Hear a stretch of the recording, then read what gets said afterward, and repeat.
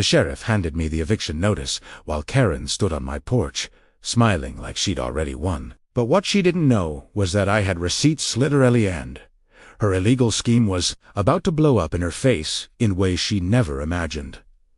The morning of April 5th, 2024 started like any other Tuesday. I was sipping my coffee on the front porch of my modest 3-bedroom house on Maple Grove Lane, watching the sunrise paint the sky in shades of orange and pink. I'd lived in this house for 12 years, paid off every single mortgage payment on time, maintained the lawn to HOA standards, and been a model neighbor to everyone on the block. Well, almost everyone. Karen Mitchell lived in the house directly next to mine, and from the moment she'd moved in 3 years ago, she'd made it her personal mission to make my life miserable. It started small complaints about my trash cans being visible from the street for more than 24 hours, accusations that my wind chimes were too loud, claims that my flower beds violated some obscure HOA guideline she'd apparently memorized. I'd tried to be diplomatic, tried to kill her with kindness, but Karen seemed to feed off confrontation like a vampire feeds off blood. What I didn't know that peaceful April morning was that Karen had escalated far beyond petty complaints. She'd been planning something for months, something so audacious and illegal that even now, looking back, I still can't believe she thought she'd get away with it. I was finishing my coffee when I saw the sheriff's car pull up to my curb. My stomach dropped. Sheriff Rodriguez was a good man we'd served on a community safety committee together 2 years prior. The sight of his patrol car in my driveway was never a good sign. "Morning, Tom," Rodriguez said as he approached, his face grim. "I'm really sorry about this, but I have to serve you with an official notice." He handed me a manila envelope, thick with papers. My hands shook as I opened it and began reading. The words seemed to swim before my eyes. Notice to vacate premises. Failure to pay rent. 30 days to remove all possessions. ... There must be some mistake, I said, my voice barely above a whisper. "I own this house. I don't pay rent to anyone. I paid off my mortgage 8 months ago." Rodriguez looked uncomfortable. "According to these documents, Karen Mitchell holds the deed to this property and has filed for eviction due to non-payment of rent totaling $18,000 over the past 12 months. I felt the world tilt sideways. That's impossible. Karen is my neighbor. She lives right there. I pointed to her house, where I could see her curtains moving. She was watching this unfold, probably enjoying every second of it. "I'm just serving the papers. Tom, you'll need to respond through the court system. The hearing is scheduled for May 3rd. "I'm sorry, buddy." After Rodriguez left, I stood on my porch, staring at the papers in my hand. Karen's front door opened, and she stepped out, wearing a pink velour tracksuit and carrying a cup of what I assumed was her usual morning mimosa. "Good morning, Tom," she called out, her voice dripping with false sweetness. "Lovely day, isn't it? I do hope everything is all right." I couldn't help but notice the sheriff stopping by. I walked to the property line between our houses, still clutching the papers. "You know exactly why he was here, Karen. What the hell is this? You're claiming you own my house." She took a delicate sip of her drink, her eyes gleaming with malicious satisfaction. "I'm simply claiming what's rightfully mine. Tom, you've been living in my property for over a year without paying rent. That's called theft. This is insane. I have the deed to this house. I bought it 13 years ago. I have every mortgage statement, every tax payment. We'll let the court decide, won't we?" She turned to go back inside, then paused. "Oh, and Tom, you might want to start packing. 30 days goes by faster than you think." I immediately called my lawyer, Martin Hayes, a sharp attorney in his mid-50s, who'd handled my home purchase and mortgage refinancing. When I explained the situation, there was a long silence on the other end. "Tom, this is serious," Martin said finally. "If someone has filed fraudulent documents claiming ownership of your property, this is beyond a civil dispute. This is potentially criminal fraud. But we need to move fast. Can you bring me everything you have here? Original deed, mortgage documents, title insurance policy, Everything this afternoon? I'll be there in an hour. I spent the next 2 hours gathering every document related to my house, the original purchase agreement from 2013, every mortgage statement from Capital Home Lending, my title insurance policy, property tax records showing me as the owner, even utility bills in my name going back 13 years. I put it all in a banker's box and drove to Martin's office in downtown Riverside. Martin spread the documents across his conference table, examining each one carefully. Your documentation is solid, Tom. You clearly own this property. The question is, what did Karen file with the county recorder's office to make her claim? We called the county recorder's office and requested copies of all documents filed regarding my property address in the past 5 years. What came back 2 days later made my blood run cold. Karen had filed a forged quitclaim deed dated January 10th, 2023, claiming that I had transferred ownership of the property to her for $10 and other valuable consideration. The signature was a crude forgery of my own, and the notarization was equally fraudulent. Notary seal belonged to someone named Patricia Chambers, who, according to our quick research, had never notarized any document in Riverside County. This is textbook real estate fraud, Martin said, his face serious. Karen didn't just make a mistake or file incorrect paperwork. She created entirely fraudulent documents and filed them with the county. This is a felony, multiple felonies, actually. So what do? First, we file an emergency motion with the court to stop the eviction proceeding. Then, we contact the district attorney's office. This needs to be investigated criminally. And I'm going to recommend we hire a forensic document examiner to testify about the forgery. Over the next week, things moved quickly. Martin filed our emergency motion, including all my ownership documents and the obviously forged quitclaim deed. He also contacted the Riverside County District Attorney's office, where a prosecutor named Sandra Chun took immediate interest in the case. Real estate fraud has been skyrocketing in our county, Chun told us during a meeting at her office. Scammers target homeowners who've paid off their mortgages because there's no lender watching the property. But this case is particularly brazen. The perpetrator is your next-door neighbor, not some distant fraudster. Can you prosecute? Martin asked. If the evidence supports what you've shown me. Absolutely. I'm opening a criminal investigation today. But I want you to understand, Tom, this is going to take time. Criminal cases move slower than civil cases. In the meantime, you need to protect your rights in the eviction proceeding. On May 3rd, I walked into the Riverside County Courthouse for the eviction hearing. Karen was already there, sitting in the gallery with a smug expression and a lawyer who looked like he'd rather be anywhere else. Later, I'd learned that Karen had lied to her attorney about how she'd acquired the property, showing him only the forged deed and claiming I was a tenant who'd stopped paying rent. Judge Patricia Morrison called the case Mitchell versus Thompson, eviction proceeding. Karen's attorney stood. Your Honor, this is a simple eviction case. My client owns the property at 40-15 Maple Grove Lane and is seeking to evict the tenant, Thomas Thompson, for non-payment of rent. Martin stood immediately. Your Honor, with respect to counsel, this is not a simple eviction case. This is a case of systematic fraud. Mr. Thompson is not a tenant, he's the legal owner of the property in question. The deed, Ms. Mitchell, filed with the county as a forgery, and we have extensive documentation proving Mr. Thompson's ownership. Judge Morrison's eyebrows went up. That's a serious allegation, Counselor.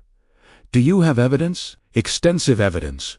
Your Honor, we've prepared a binder for the court. For the next 90 minutes, Martin walked the judge through every document.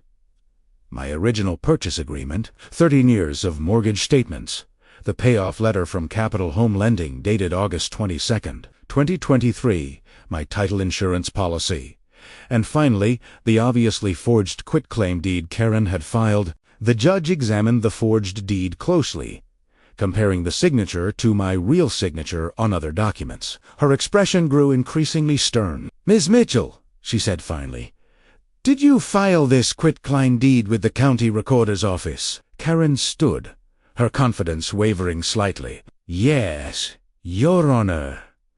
Mr. Thompson signed over the property to me in January of 2023.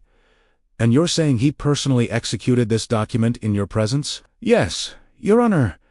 Then perhaps you can explain why the notary seal on this document belongs to Patricia Chambers, a notary public who, according to the county records, had her commission revoked in 2021 for misconduct and hasn't notarized any documents since. Karen's face went pale. I don't know anything about that. Tom arranged the notary. Ms. Mitchell, I'm going to give you one opportunity to be truthful with this court. Did Thomas Thompson actually sign this deed? Karen's lawyer whispered urgently in her ear. She shook her head. I declined to answer on the advice of counsel. Judge Morrison's eyes flashed.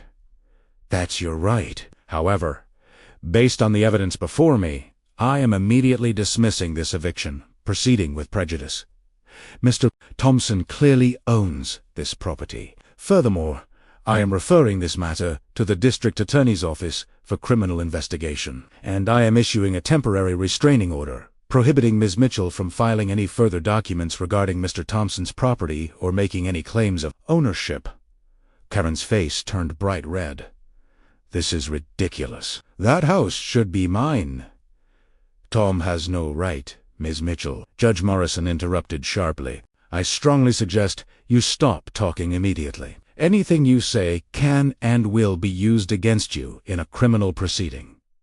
Do you understand? Karen's lawyer pulled her back down into her seat, whispering urgently. The color drained from her face as she apparently realized, for the first time, just how much trouble she was in. As we left the courtroom, I felt a wave of relief wash over me. My home was safe for now, but I could see Karen in the hallway, arguing with her lawyer, her voice rising hysterically. This isn't over, she shouted as I passed. You hear me, Tom? This isn't over. Martin put a hand on my shoulder. Ignore her. The judge ruled in your favor. The DA is investigating. You won! But as I drove home that afternoon, Karen's words echoed in my mind. Something about her tone, the wild look in her eyes, told me this was far from over. Karen had put everything into this scheme, and desperate people do desperate things. I had no idea just how desperate she was about to become. The week after the court hearing should have been peaceful. Judge Morrison had dismissed Karen's eviction case. The district attorney was investigating, and I had a restraining order protecting my property. But Karen Mitchell wasn't the type of person to accept defeat gracefully. It started with the cameras. 3 days after our court appearance, I noticed a new security camera mounted on Karen's garage, pointed directly at my driveway and front door. Then another appeared on her second-floor window, angled to capture my backyard. By the end of the week, she had installed 5 cameras, all focused on my property. I called Martin Hayes, my attorney, to ask if this violated the restraining order. Unfortunately, no, Martin said with a sigh. The order prohibits her from filing documents about your property or claiming ownership. It doesn't prevent her from installing cameras on her own house, even if they're pointed at yours. It's creepy and harassing, but technically legal as long as the cameras are on her property. So I just have to live with her, watching my every move. Document everything. Tom. Keep a log of her behavior. If it escalates to actual harassment, we can seek an additional restraining order. But for now, just be patient. The criminal investigation is ongoing. Patient. Right. Easy to say when you're not the one being surveilled 24 hours a day. The cameras were just the beginning. Karen began a systematic campaign of petty harassment that seemed designed to stay just barely within legal boundaries. She'd rev her car engine at 6 in the morning, right outside my bedroom window. She'd blast music at exactly 9:59 p.m. 1 minute before the HOA's noise ordinance kicked in at 10. She'd pile her trash cans directly on the property line, technically on her property, but positioned to smell as offensive as possible. But the worst part was the staring. Whenever I came outside, Karen would materialize on her porch or in her driveway, arms crossed, glaring at me with an intensity that made my skin crawl. She never said anything, probably on advice from her lawyer, but her eyes followed my every movement with an unsettling focus. 2 weeks after the court hearing, I came home from work to find Barbara Chun, our HOA president, waiting on my porch. Barbara was in her early 60s, a retired civil engineer with silver hair, styled in a practical bob and a reputation for fairness. She wore her signature red glasses and red blazer, carrying a leather folder that probably contained HOA business. "Tom, do you have a few minutes?" Barbara asked, her expression concerned. "I need to talk to you about something." We sat on my porch swing, and Barbara opened her folder, revealing a stack of complaints all filed by Karen Mitchell. "In the past 2 weeks, Karen has filed 17 separate complaints against you," Barbara said, flipping through the pages. "She's claiming you violated setback requirements with your garden shed, that your fence is 6 inches too tall, that you're parking commercial vehicles in your driveway, that your outdoor lighting violates the HOA's dark sky policy, and about a dozen other things." I felt my jaw clench. "Barbara, you know none of that is true. My shed was approved by the HOA 4 years ago. My fence is exactly 6 feet tall, the maximum allowed. I don't own any commercial vehicles. This is all retaliation because she lost in court." Barbara held up her hand. "Tom, I know. I've personally inspected your property twice in the past week, and you're in full compliance with every HOA regulation. I've rejected every single one of Karen's complaints, but I wanted to warn you she's not stopping. She filed another 3 complaints this morning. Can't you do something about her filing frivolous complaints?" "I'm working on it. I've consulted with our HOA attorney, and we're drafting a cease and desist letter. If Karen continues filing baseless complaints, we can fine her for harassment and abuse of the complaint process. But these things take time." Barbara paused, studying me carefully. "Tom, I also wanted you to... Karen came to me last week and tried to convince me that you were a danger to the neighborhood. She showed me all these dossiers she'd compiled about you, photos of you taking out your trash, walking to your car, working in your yard. It was honestly disturbing. The woman has clearly become obsessed." A chill ran down my spine. "What did you tell her?" "I told her that I've known you for 12 years, that you're one of the most responsible homeowners in the community, and that her behavior was inappropriate and concerning. She didn't take it well. She accused me of being in a conspiracy with you." Barbara shook her head. "Between you and me, Tom, I think Karen is having some kind of breakdown. Her behavior isn't rational."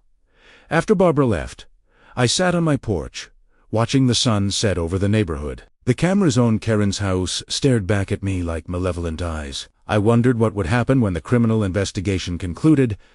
Would Karen face actual consequences, or would she find some way to weasel out of it? I got my answer 3 weeks later. It was a Friday afternoon in late May, unseasonably hot for the time of year. I was in my home office, finishing up some work, when I heard raised voices outside. I looked out my window to see 2 people in dark suits standing on Karen's porch. Detective Marcus Webb and his partner, Detective Sarah Gonzalez, from the Riverside County Sheriff's Department. I'd met with them twice during their investigation, providing documents and answering questions. They'd been thorough and professional, and they'd made it clear they took real estate fraud very seriously. Now they were at Karen's door, and even from my window I could see the arrest warrant in Detective Webb's hand. Karen Michelle Webb's voice carried across the quiet street. "You're under arrest for multiple counts of forgery, filing false documents, and attempted real estate fraud. You have the right to remain silent." ... double quotes. Karen's voice rose to a shriek. "This is persecution. That house should be mine. Primera Abe writes, you can't do this." "Ma'am, please turn around and place your hands behind your back," Detective Gonzalez said calmly. "No, I'm not going anywhere. Tom Thompson is a liar and a thief. He stole that property from me." The scene that unfolded over the next 10 minutes would become neighborhood legend. Karen refused to be handcuffed, attempting to retreat into her house. When the detectives physically restrained her, she began screaming that she was being assaulted. She kicked, flailed, and at one point tried to bite Detective Webb's arm. It took both detectives and a backup officer to finally get her in handcuffs and into the patrol car. The entire neighborhood had come out to watch. I saw Barbara Chun standing in her yard across the street, shaking her head. The Johnsons from 3 houses down were filming on their phones. Mrs. Patterson, the elderly widow next door to Karen, was clutching her pearls and looking horrified. As the patrol car pulled away, Karen's face was pressed against the window, still screaming something I couldn't quite make out. Her eyes locked onto mine for just a moment, and the pure hatred in her expression made me take a step back from my window. That evening, Detective Webb came to my door to update me on the case. "We've arrested Ms. Mitchell on 6 felony counts," Webb explained, consulting his note. 3 counts of forgery for the fake deed and supporting documents, 2 counts of filing false documents with a government agency, and 1 count of attempted grand theft. The district attorney is also considering additional charges related to the fraudulent eviction filing. "What happens now?" I asked. "She'll be arraigned on Monday. The DA will argue for substantial bail, given the severity of the charges and the fact that she's committed property crimes. Her lawyer will probably argue for release on her own recognizance. The judge will decide, then we move toward trial, unless she takes a plea deal." "Do you think she'll take a deal?" Webb exchanged a glance with his partner. "Honestly, based on her behavior today and what we've observed during the investigation, Ms. Mitchell doesn't seem to have a firm grasp on reality. She genuinely seems to believe she has some claim to your property. People like that don't usually take deals, because they don't think they've done anything wrong." After the detectives left, I sat in my living room, trying to process everything. Karen had been arrested. There would be a trial. Justice was being served. So why did I still feel uneasy? The answer came 2 days later. Karen made bail $50,000, posted by someone whose identity was sealed by the court. She returned home on Sunday evening, and I watched from my window as she got out of a silver Mercedes, driven by a woman I didn't recognize. Karen looked smaller somehow, diminished. She kept her head down as she hurried into her house. I thought maybe the arrest had humbled her, made her realize the severity of her situation. I was wrong. Monday morning, I woke up to find my car had been keyed. Someone had scratched deep gouges along both sides, spelling out thief on the driver's side door. My security camera, which I'd installed after Karen's arrest, had mysteriously been spray painted over sometime between 2 and 3 in the morning. I called the police, filed a report, and had my car photographed for evidence. The responding officer was sympathetic, but not optimistic. "Unless you have video evidence showing who did it, it's going to be hard to prove," Officer Martinez explained. "You suspect your neighbor, but suspicion isn't evidence." "She's the only person who has any motive," I protested. "She's on bail for trying to steal my house." "I understand, Mr. Thompson, and will include that information in our report. You can also file this with her bail. Conditions vandalism could be grounds for bail revocation, but you'll need to prove it was her." I called Martin Hayes, who immediately contacted the district attorney's office. Sandra Chun, the prosecutor, was furious when she heard about the vandalism. "I'm filing a motion to revoke her bail," Chun told me. "I argued against release in the first place, but the judge was lenient because Mitchell has no prior criminal record. If we can connect her to this vandalism, she's going back to jail until trial." But proving Karen's involvement turned out to be more difficult than anyone anticipated. The spray paint on my security camera was cheap hardware store variety, available anywhere. The scratches on my car were made with some kind of sharp metal object, but there were no fingerprints, no DNA, no physical evidence linking Karen to the crime. Karen, of course, denied everything. Through her lawyer, she claimed she'd been home all night and had witnesses who could verify her whereabouts. The witnesses turned out to be her sister and brother, who conveniently lived 300 miles away and claimed they'd been on a video call with Karen from midnight. "Until for him, it's obviously a lie," Primera told Martin, pacing his office, who video chats with their sister for 4 hours in the middle of the night. "It doesn't matter if we think it's a lie," Martin said patiently. "Can we prove it's a lie? Unless we can show that call didn't happen, or that it could have been pre-recorded, or something else. Her alibi stands." The vandalism was just the opening salvo. Over the next 3 weeks, life became a nightmare. My mailbox was destroyed with a baseball bat. Someone poured motor oil all over my driveway at 3 in the morning. My sprinkler system was sabotaged, flooding my lawn and causing $800 in damage. Bags of garbage were left on my porch. Each time, the vandalism occurred between 2 and 4 a.m. Each time, My security cameras were mysteriously disabled or obscured just before the incident. Each time, Kara had an alibi. She was on the phone with her sister, or her cousine, or her old college roommate. The police were sympathetic, but whoever is doing this knows exactly how to avoid leaving evidence. Detective Webb told me after the sprinkler incident, they're wearing gloves, covering their face, approaching from angles that avoid street cameras. This is someone who's planned these attacks carefully. It's Karen, I said flatly. We both know it's Karen. I agree with you, Tom, but I can't arrest someone based on what I know in my gut. I need evidence that would hold up in court. And right now, we don't have it.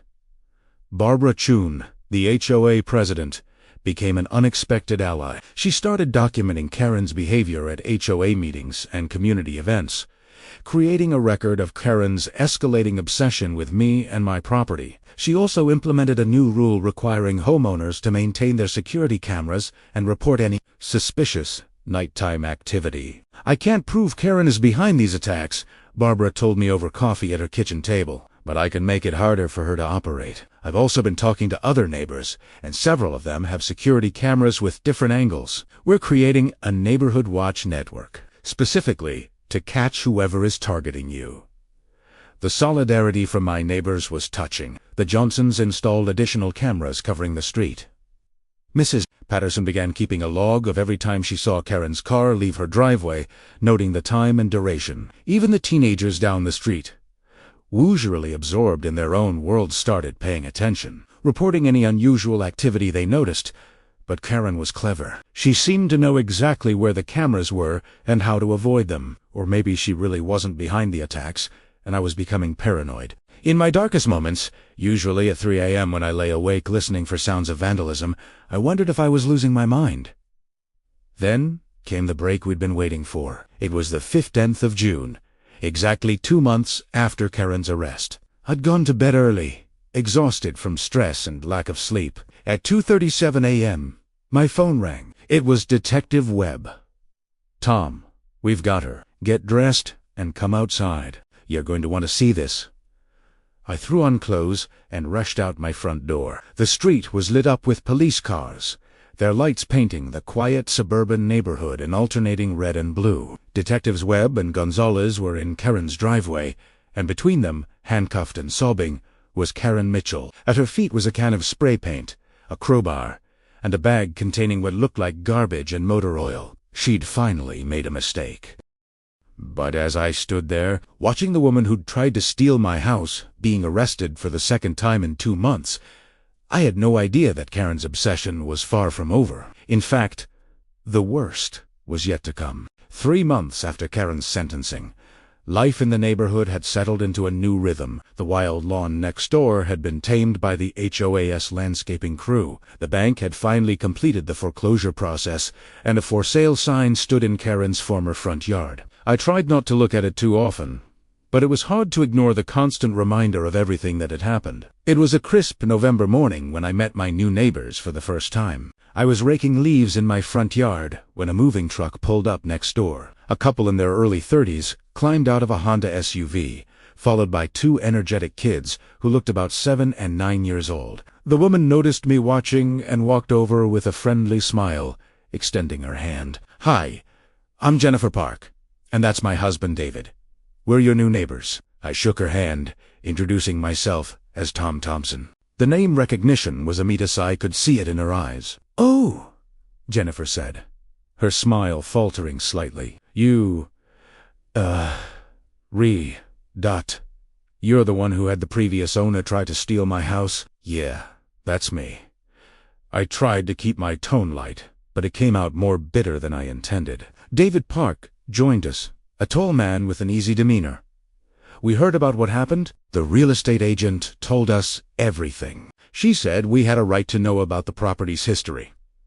"I understand if that makes you uncomfortable," I said quickly. "I promise I'm a normal, boring neighbor. The drama is over." Jennifer laughed, some of the tension easing. "Actually, it's kind of the opposite. When we heard the story, we felt terrible for what you went through. We're just glad that woman is in prison where she belongs. And honestly, The drama is probably why we could afford this house. The price dropped significantly because of the property's history. Over the next few weeks, the Parks proved to be wonderful neighbors. Their kids, Sophie and Marcus, were polite and energetic. David worked as a software engineer from home, and Jennifer was a nurse at Riverside General Hospital. They were exactly the kind of normal, friendly neighbors I'd hoped for. One evening in late November, Barbara Chun invited me to Thanksgiving dinner at her house. I'd been planning to spend the holiday alone. My sister lived in Oregon, and the trip seemed like too much effort, so I gratefully accepted. Barbara's home was warm and welcoming, filled with the smell of roasting turkey and pumpkin pie. She'd invited several other neighbors, the Johnsons, Mrs. Patterson, and, surprisingly, the Parks. I thought it would be nice for everyone to get to know David and Jennifer, Barbara explained as she handed me a glass of wine. They're fitting in wonderfully during dinner. The conversation eventually turned to Karen's trial and conviction. It was inevitable the case had been the biggest news in our community in years. I still can't believe she actually thought she'd get away with it, Mrs. Patterson said, shaking her head. Forging a deed in this day and age, with all the technology and records we have. What was she thinking? She wasn't thinking rationally, Barbara said, her red glasses glinting in the candlelight. I've dealt with difficult homeowners before, but Karen was different. She had convinced herself of a reality that simply didn't exist. That house wasn't hers, but in her mind, it should have been, and that was enough to justify everything she did. Jennifer Park spoke up, her voice thoughtful. When we were going through the home inspection, the inspector found some interesting things. Karen had made modifications to the house that were clearly designed to mirror Tom's house. She'd painted her living room the same color, installed the same type of light fixtures, even planted the same flowers in her front garden. I felt a chill run down my spine. I never noticed that. Why would you? David added. You weren't looking for it. But once you know to look, it's obvious. She was obsessed with your house specifically. This wasn't just about wanting any property, she wanted yours. The conversation left me unsettled. Even in prison, Karen's shadow seemed to linger over my life. In early December, I received an unexpected letter. The return address showed it was from California State Prison for Women in Chowchilla, where Karen was serving her sentence. My first instinct was to throw it away unopened, but curiosity got the better of me. I opened it carefully, half expecting threats or more delusional ranting. What I found was something different entirely. The letter was written in neat, careful handwriting. Dear Tom, I know you probably don't want to hear from me. I wouldn't blame you if you burned this letter without reading it. But my therapist says I need to take accountability for my actions, so I'm writing this. I was wrong. Everything I did was wrong. The deed was forged. The eviction was fraudulent. The vandalism was criminal. I knew it was wrong when I was doing it, but I convinced myself it didn't matter because I deserved that house more than you did. I've been in therapy here for 3 months, and I'm starting to understand how sick my thinking was. I had built this entire fantasy in my mind where your house represented everything I didn't have: stability, success, belonging. I thought if I could just take it, I could take all of those things too. I'm not writing this to ask for forgiveness. I don't deserve forgiveness. I destroyed your peace, damaged your property, and put you through hell for months. I'm writing this because you deserve to know that I understand what I did was wrong. And I'm sorry. I'll be in prison for a long time. Maybe that's what I need. Maybe I can fix whatever is broken inside me that made me think stealing your home was acceptable. I hope you can move on from this and find peace. You deserved better than what I put you through. Kara Mitchell. I read the letter 3 times, trying to detect any manipulation or hidden agenda. But it seemed genuine. Perhaps prison and therapy had actually gotten through to her. I showed the letter to Martin Hayes during our final meeting to close out the legal case. What do you think? I asked. Is this real, or is she playing some kind of game? Martin read the letter carefully, his expression thoughtful. It seems genuine to me. Prison changes people, sometimes for the better. The fact that she's taking responsibility without making excuses or asking for anything is a good sign. But Tom, you don't owe her anything. Not forgiveness, not a response, nothing. If this letter brings you closure, that's great. If it doesn't, you can throw it away and never think about her again. I decided not to respond to the letter. Karen needed to do her own healing without any involvement from me, but I kept the letter in a drawer. A strange artifact of the strangest chapter of my life. The holidays passed peacefully. The Parks invited me to their New Year's Eve party, where I met more of their friends and family. Life was slowly returning to normal, or rather, establishing a new normal that felt healthier than before. In January, Barbara Chun called me with unexpected news. "Tom, I wanted to let you know I'm stepping down as HOA president. I've been doing this job for 8 years, and it's time for someone else to take over." "Barbara?" "No," I protested. "You've been incredible. The community needs you." "The community will be fine," she said warmly. "And I'm not leaving the board entirely. I'll still be a regular member, but I want to spend more time with my grandchildren and less time dealing with HOA politics. I've earned that, don't you think?" "You absolutely have." "Who's taking over?" "We're holding elections next month. I'm hoping David Park will run. He's got good energy and fresh ideas. But whoever takes over, I'm confident they'll do a great job." The HOA elections were held in February. David Park won the presidency, with strong support from the neighborhood. His first act was to implement a more robust system for reviewing and approving property-related complaints, designed to prevent anyone from abusing the process the way Karen had. We learned a lot from what happened with Karen. David told me over coffee at his kitchen table. The system had vulnerabilities that she exploited. We're fixing those vulnerabilities so it can't happen again. In March, nearly a year after the nightmare began, I received a call from Sandra Chun, the prosecutor who had handled Karen's case.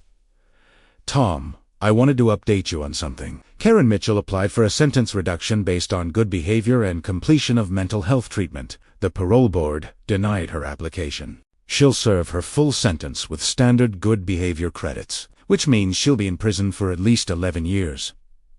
How do you feel about that?" I asked. "I think it's appropriate," Sandra said. "What she did was serious, and 11 years reflects the severity of her crimes. But I also want you to know the prison psychologist's report indicates she's made genuine progress in treatment. She's not the same delusional woman we prosecuted. Whether that matters to you is entirely your decision." After the call ended, I sat on my front porch, looking at the house next door, where the Parks were now thriving. Their kids were playing in the yard, their laughter carrying on the spring breeze. The nightmare that had started in this exact spot, watching Karen emerge from her house with that malicious gleam in her eye, seemed like it had happened in another lifetime. I thought about Karen sitting in a prison cell, finally understanding the enormity of what she'd done. I thought about the letter she'd written, taking accountability without excuses. I thought about the 11 years she still had to serve. Did I forgive her? I wasn't sure. Forgiveness felt like something she'd have to earn over time, through sustained change and genuine remorse. But I could acknowledge her growth without forgiving her crimes. What I could do was let go of the anger. Holding on to rage and resentment would only hurt me, not her. She was already facing consequences. I didn't need to carry that burden anymore. In April, exactly 1 year after receiving that eviction notice, I hosted a barbecue in my backyard. I invited all the neighbors who had supported me through the ordeal. Barbara Chun and her husband, the Johnsons, Mrs. Patterson, the Parks, and about a dozen other families from the community. Barbara brought her famous potato salad and raised her glass in a toast to Tom for surviving the worst neighbor in HOA history with grace and dignity, and to this community for showing what good neighbors really look like. Everyone raised their glasses, and I felt a warmth spread through my chest that had nothing to do with the beer I was drinking. This was what community meant: people supporting each other through hard times, standing up for what was right, and celebrating together when justice prevailed. Mrs. Patterson approached me later in the evening, her eyes twinkling. "Tom, I've lived in this neighborhood for 37 years. I've seen good times and bad times, but I've never seen this community come together the way we did for you. You brought out the best in all of us." "I think you all would have done the same for anyone," I said. "Maybe," she agreed, "but you made it easy to support you. You never got bitter, never lashed out, never stopped being a good person despite everything Karen put you through. That matters." As the sun set and the party wound down, I stood in my backyard, my legally owned, properly documented, completely secure backyard, and felt something I hadn't felt in over a year. Peace. The nightmare was over. Karen was in prison, facing the consequences of her actions. My home was safe, my community was stronger, and I had learned valuable lessons about resilience, the importance of good records, and the power of neighbors who have your back. Life wasn't perfect. I still occasionally had anxiety when I heard unexpected knocks on my door. I still checked my security cameras more often than was probably healthy. The trauma of what Karen had put me through would take time to fully heal. Sometimes, late at night, I'd find myself replaying the worst moments. The terror of that first eviction notice.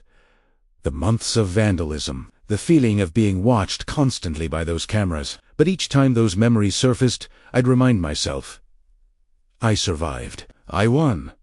Karen was in prison, and I was free. I started seeing a therapist who specialized in trauma recovery. Dr. Sarah Rodriguez helped me work through the complex emotions I'd been suppressing for months. You went through a prolonged period of threat, Dr. Rodriguez explained. Your home became a battleground. It's normal to need help recovering from that. The therapy sessions helped immensely. So did the support of my neighbors, who made sure I never felt isolated. But I was healing. Day by day, the wounds were closing. The fear was fading. The anger was dissipating. And in its place was growing something stronger. Gratitude. Gratitude for the legal system that had protected my rights. Gratitude for neighbors like Barbara Chun, who stood up for what was right. Gratitude for the prosecutors and detectives who took my case seriously. Gratitude for my attorney, Martin Hayes, who fought for me. Most of all, gratitude that I lived in a community where justice still mattered, where people still cared about doing the right thing, and where a person's home, their castle, their sanctuary, their piece of the American dream was protected by law and defended by good people. Karen Mitchell had tried to take my home. She'd failed, and in failing, she'd inadvertently shown me just how much I had to be grateful for. As I locked my front door that night, I paused to run my hand along the doorframe. My house, my home, mine by law, by right, and by justice. No one would ever take that away from me again. If you enjoyed this story, please like, comment, and subscribe. Share your own HOA horror stories in the comments below. Read every single one. And remember, always keep good records of your property ownership. You never know when you might need them. What should I cover in my next video? Let me know in the comments. Thanks for watching, and I'll see you in the next one.